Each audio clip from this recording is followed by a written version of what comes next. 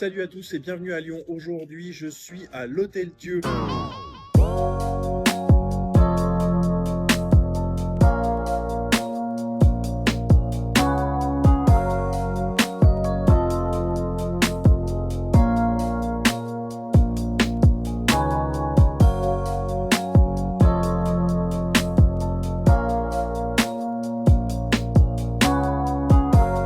Et aujourd'hui, je suis à l'Hôtel Dieu pour une raison particulière.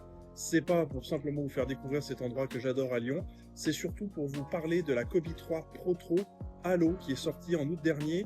J'ai eu 2 raffles successifs sur BSTN où j'ai gagné, c'est absolument incroyable. Et donc, bien aujourd'hui, on va découvrir un unboxing, tous les petits détails, les évolutions, tout ce que Nike a fait. Je vous dis tout de suite par rapport à une version Pro de la Kobi 9 qui était sortie récemment, la Kobi 3, ils ont vraiment changé énormément de choses en gardant ce design très tranché. On en reparlera dans l'unboxing. Et puis, bien sûr, je ne pouvais pas ne pas parler d'une des raisons qui m'a motivé à prendre cette paire, c'est Jalen Brunson qui a fait partie de la promotion avec une pub qui a été tournée spécifiquement avec la fille de Kobe dans une bijouterie à New York.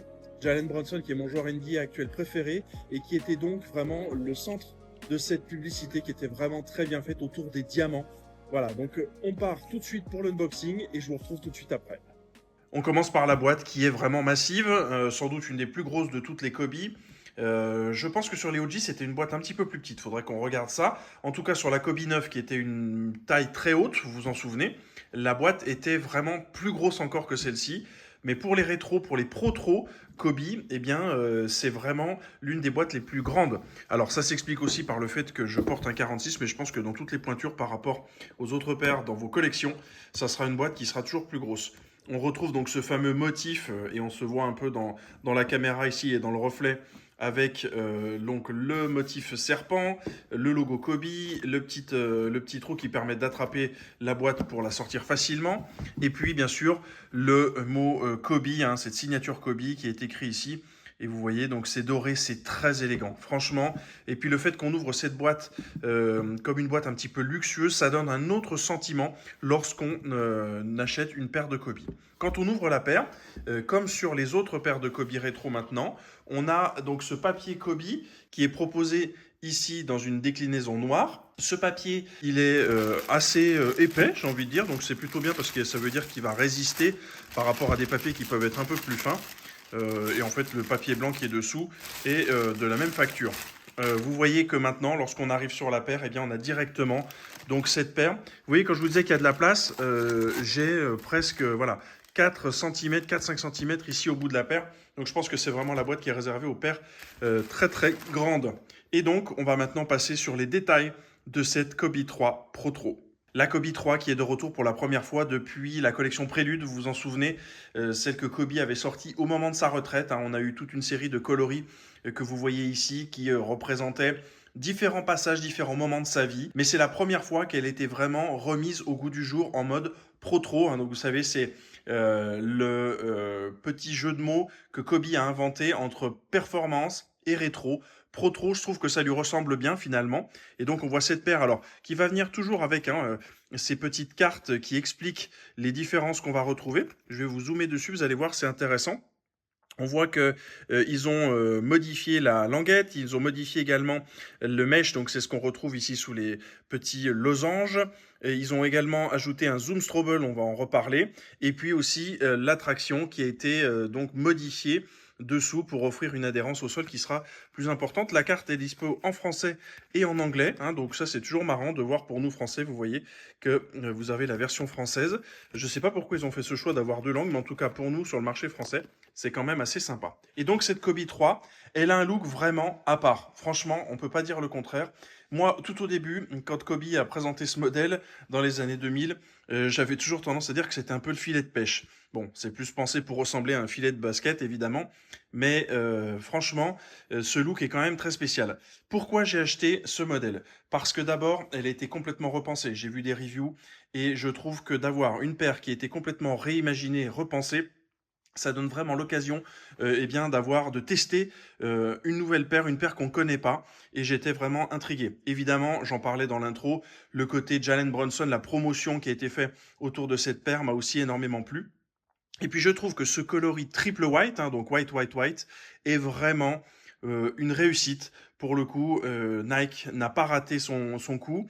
Il y a un autre coloris qui arrive, qui est l'occasion d'ailleurs pour Nike de faire un test sur les précommandes sur sneakers. Donc c'est un coloris qui ressemble plus aux couleurs des Lakers, qui est très sympa, très beau. Les précommandes sont dispo uniquement aux États-Unis, ont été dispo uniquement aux États-Unis, et la paire sera livrée, si je dis pas de bêtises, l'année prochaine ou en fin de cette année, je suis plus sûr exactement de la date, mais en tout cas, les personnes vont devoir patienter pour recevoir leur paire et ça permet à Nike de fabriquer la bonne quantité. Pour celle-ci, c'était dispo, hein, donc c'est le coloris Halo, vous le savez, hein, donc je dis triple white, mais c'est le coloris Halo qui rend hommage à Kobe, qui est sorti donc au mois d'août. J'ai réussi à avoir cette paire sur BSTN, c'était une très grosse surprise pour moi, je suis ravi de l'avoir.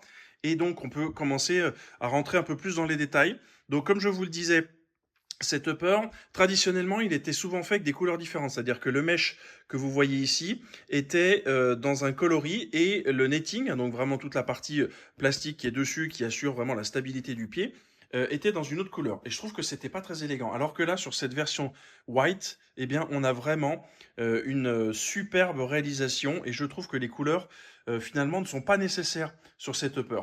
Alors là où ça sera nécessaire, c'est peut-être pour que ça se salisse pas trop. C'est sûr que le vieillissement d'une paire qui est toute blanche, vous l'avez peut-être déjà connu, vous avez peut-être eu déjà des Air Force One qui sont aussi triple white, des Jordan. En général, ça vieillit pas très très bien sur le long terme. Donc je suis curieux de voir à quoi elle ressemblera dans quelques années. Je porte pas beaucoup mes chaussures en général, je fais une grosse rotation donc ça devrait aller, mais je serais curieux de savoir vous, vos paires blanches, comment vous les maintenez dans de bonnes conditions pour éviter qu'elles vieillissent trop, sachant que l'air aussi aura un impact hein, sur tout le plastique et son jaunissement possible. L'autre point, donc je vous parlais donc du mesh qui a été changé. On voit aussi qu'on a un côté iridescent sur cette paire qu'on va retrouver donc un peu là où il y a les motifs Kobe, mais aussi sur ce swoosh qui est à l'arrière et également sur la languette. Hein. Vous voyez ici que c'est très légèrement iridescent, donc c'est ces reflets de couleur que l'on voit ici. Ça, c'est assez sympa. En fait, il y a plein de petits détails. C'est comme cette petite boucle chromée qu'on va retrouver au bas des lacets hein, et qui va avoir une petite signature Kobe aussi. Alors, c'est pas forcément évident à distinguer. La voici dessus. Beaucoup de petits détails, comme par exemple le fait que ça soit des formes un peu de diamants, hein, notamment ici, en hommage à Natalia Diamante, la fille de Kobe, la fille aînée de Kobe, qui d'ailleurs était une part importante de la promotion de la Kobe 3 avec cette vidéo de lancement dont je vous parlais tout à l'heure dans l'intro. Pour le reste, qu'est-ce qui a changé visuellement? Ce qui a changé aussi, c'est ça. C'est cette couture qu'ils ont mis à l'avant, alors qu'on retrouve très souvent sur des modèles de Nike, mais sur la Kobe 3, il n'y en avait pas. Et très souvent, en fait, ce qu'on constatait au bout d'un moment quand les joueurs jouaient avec, c'était que cette zone se décollait et ça rendait la paire importable parce qu'en fait, au bout d'un moment, toute la partie avant de la semelle avait tendance à se détacher. C'était dangereux pour jouer. Et d'ailleurs, ça a fait dire à beaucoup de personnes qu'on dirait maintenant une tête de serpent prise à l'envers. Et je suis assez d'accord. Franchement, on dirait vraiment une tête. Alors pourquoi pas de Mamba, hein, pour faire référence à la Mamba Mentality. Mais clairement ici, un petit clin d'œil au serpent que Kobe aime bien mettre en avant pour leur mentalité de tueur, ce qu'il aimait cultiver sur le terrain en tant que aussi image, lui, pour projeter vers ses adversaires. À l'avant du pied aussi, c'est ce cuir qui en fait est un cuir synthétique. Hein, très clairement, vous voyez, lorsque le cuir est enroulé, comme c'est le cas ici, c'est pour masquer le fait que c'est un cuir synthétique. Ça ne veut pas dire que le toucher n'est pas agréable. On peut avoir des matières synthétiques qui soient quand même qualitatives et sympas. On voit que la texture qui a été donnée dessus, qu'on appelle le tumble, hein, ces petites bosses, bah, elle est assez jolie, franchement.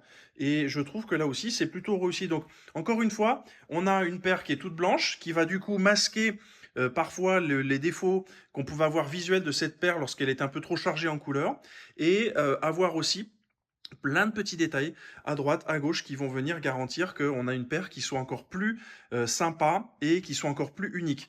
J'ai montré cette paire à beaucoup de monde dans mon entourage et personne n'a détesté. Et les gens étaient plutôt intéressés, interpellés. Donc ça montre qu'il y a vraiment une réussite de ce côté-là. L'autre point dont il faut parler, évidemment, c'est la traction. Hein, donc c'est vraiment la semelle extérieure, complètement repensée par rapport à la version d'origine sur ce Pro Tro, avec notamment un herringbone qui est plus conséquent, plus costaud. On part de l'avant jusqu'à l'arrière. Moi, j'aime bien ce petit swoosh à l'avant positionné de cette manière-là. Je trouve ça vraiment très très cool. Ça fait presque la langue du serpent maintenant qu'on y pense. Et puis aussi des diamants qui ont été là aussi complètement repensés. Et on a quelque chose au toucher qui est vraiment très résistant. On le sent très costaud. Donc pour le coup, je pense, je sais pas ce que vous en pensez, mais que ça sera quelque chose d'un peu plus durable. Alors je jouerai pas non plus à l'extérieur avec, surtout que c'est une paire toute blanche. Mais franchement, c'est vraiment très réussi. Et puis si on s'arrête au milieu, eh bien évidemment, qu'est-ce qu'on a ici? Du carbone, ouais, une petite plaque de carbone qui permet, hein, vous le savez, d'assurer à la paire une stabilité. On ne peut pas déformer le pied comme ça, on ne peut pas la plier dans tous les sens, cette paire, parce que justement, on a de la rigidité qui est amenée ici. Et puis ça aide aussi à se propulser, hein, lorsqu'on pose le pied sur l'avant. Eh bien, en fait, l'énergie qu'on va mettre ici va être un tout petit peu aidée, hein, ça va pas faire de moi un dunker, clairement. Peut-être pas de vous non plus, il va falloir travailler autre chose. Mais en l'occurrence, c'est là pour y contribuer. Et puis jusqu'à l'arrière, où on a aussi un peu de traction en herringbone ici, sur cet arrière, pourquoi pas, c'est assez sympa. Mais en tout cas, toute la semelle extérieure a été complètement repensée et ça va faire quelque chose de très intéressant. Ce qui nous parle aussi, c'est ce qu'on va retrouver à l'intérieur de la paire. On regarde ça tout de suite. Alors déjà, pour commencer, on va regarder donc cette semelle intérieure. Bon, bah alors là, rien d'exceptionnel. C'est très fin, c'est très léger. Je les ai portés une ou deux fois pour tester juste comme ça. La colle n'avait pas trop prise encore, heureusement, mais sinon c'est tout en collé. Donc si vous voulez changer, si vous avez des paires de semelles qui sont adaptées pour vos pieds, pensez bien à les changer avant de commencer à jouer avec. Et puis si on s'attarde un petit peu sur ce qu'il y a à l'intérieur, et c'est ça qui est sympa avec cette technologie, vous voyez ici le Zoom Strobel. Donc ce que vous voyez en blanc avec les petits coussinets, c'est vraiment la bulle d'air Zoom qui est directement sous le pied. Et ça donne un confort qui est vraiment inégalé, hein. J'espère qu'on arrive bien à le percevoir ici à la caméra. Mais ça va vraiment de l'arrière du pied jusqu'à l'avant. Et lorsqu'on appuie dessus, on peut le sentir sous les doigts, on a cette flexibilité. Alors c'est par rapport à d'autres paires, et notamment la Jordan 40 que j'ai essayé récemment, peut-être un petit peu plus ferme. Mais c'est aussi dû, je pense, à la mousse qui est utilisée pour faire la semelle extérieure, parce que comme vous le voyez, la mousse est vraiment contenue, hein, dans ce qu'on appelle un carrier, c'est-à-dire que vous avez une protection extérieure qui va vraiment encapsuler complètement l'amorti. Donc le fait d'avoir une mousse en Cushlan 3 qui est, si je dis pas de bêtises, sous le pied, et ensuite cette Zoom Strobel qui est vraiment directement sous la semelle intérieure, c'est pas inintéressant comme combo et c'est même très confortable. Et le fait qu'on ait aussi une semelle qui soit assez fine, assez légère et qui finalement amène peu de contraintes, bah, va garantir qu'on ressent aussi ce Zoom Strobel à l'intérieur. Donc finalement, ce combo, il a du sens. Et si on a une semelle qui est plus contraignante ou plus surélevée, je suis pas sûr qu'on le ressente. Et au final, mon verdict, c'est que cette paire, elle est true to size d'abord, c'est toujours important de le dire. Et aussi de préciser que elle est hyper confortable et lorsqu'on la met, on a une seule envie, c'est d'aller directement jouer au basket avec et ça, pour le coup, c'est tout à fait réussi pour cette Kobe 3. Un des derniers éléments dont je n'ai pas parlé, hein, c'est la languette. Vous voyez que c'est une languette qui est aérée. Alors on n'est pas sur les systèmes qu'on peut avoir sur les Kobe un petit peu plus tard, Kobe 7, 8 ou 9. Mais franchement, j'ai pas senti de chaleur malgré le fait qu'on a un pied qui est vraiment très bien maintenu dans cette paire.